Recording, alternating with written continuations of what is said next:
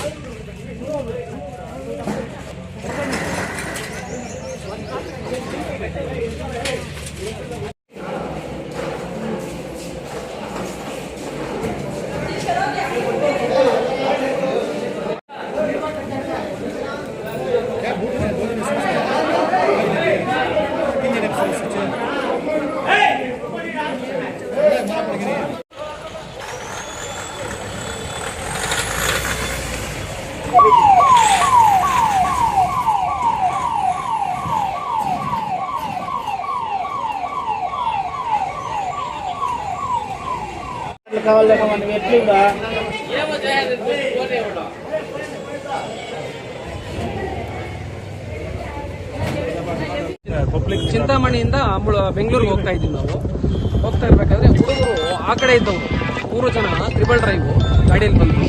ಆ 3 ಜನ ಏನ್ ಮಾಡಿದ್ರು, ಸಡನ್ ಆಗಿ ನಾವು ಮಾಮೂಲಿ ಒಂದು 80ರಿಂದ 100 ಒಳಗಡೆ ಸ್ಪೀಡಲ್ಲಿ ಇದ್ವಿ.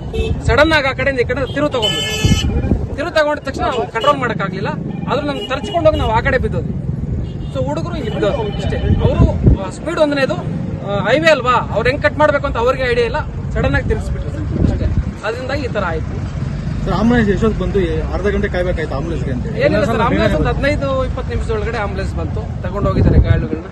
ಮೊದಲನೇದಾಗ ನಮ್ಮ ವೆಹಿಕಲ್ಗಿಂತ ಇಂಪಾರ್ಟೆಂಟ್ ಜೀವಗಳು, ಅವ್ರಿಗೆಲ್ಲ ಅನುಕೂಲ ಆಗಲಿ, ಒಳ್ಳೇದು ಮಾಡಲಿ, ಅವ್ರಿಗೆ ತೊಂದರೆ ಇಲ್ಲದಂಗೆ ಅನುಕೂಲ ಆದ್ರೆ ನಮ್ಗೆ ಅಷ್ಟೇ ಸರ್.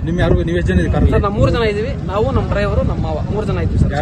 ಯಾರಿಗೂ ಏನಾಗಿಲ್ಲ. ಕಾಲನ್ನು ಒಂಚೂರು ನೋವಾಗ್ತಾ ಇದೆ, ಅದನ್ನ ತೋರಿಸ್ಕೊಡ್ತೀವಿ ಸರ್. ನಿಮ್ಮ ಹೆಸರು ಸರ್? ಪ್ರಸನ್ನ ಕುಮಾರ್.